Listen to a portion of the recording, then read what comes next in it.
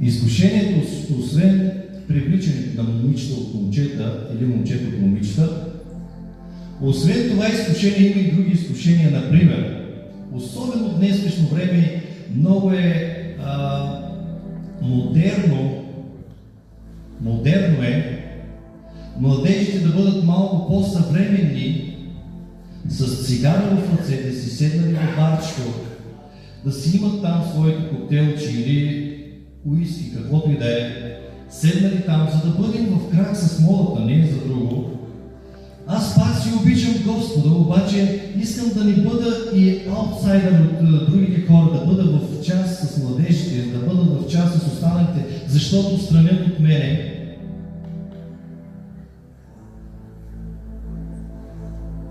Ами, може би за съжаление, голяма част от младежите мисленето е това. Защо?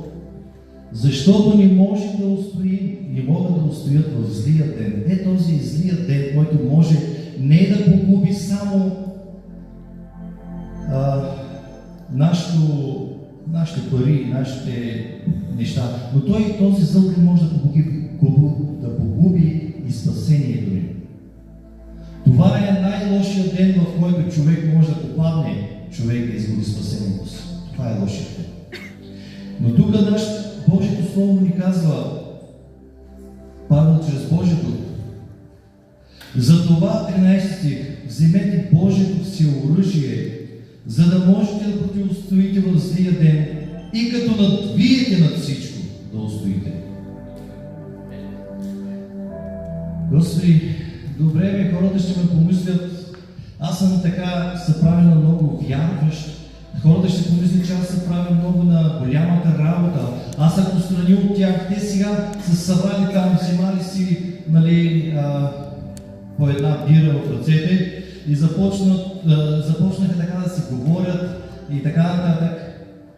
Ами да, разликата между тези младежи, които са в света, за голямо съжаление, много ми се искаше да бъде така на открито, ама времето може да ни позволява, за да може и хората от света да го чуят.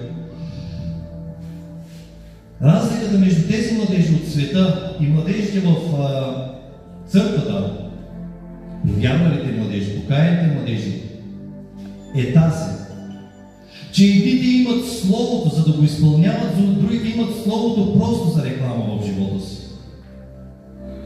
Едните имат Словото, за да могат да живеят чрез него,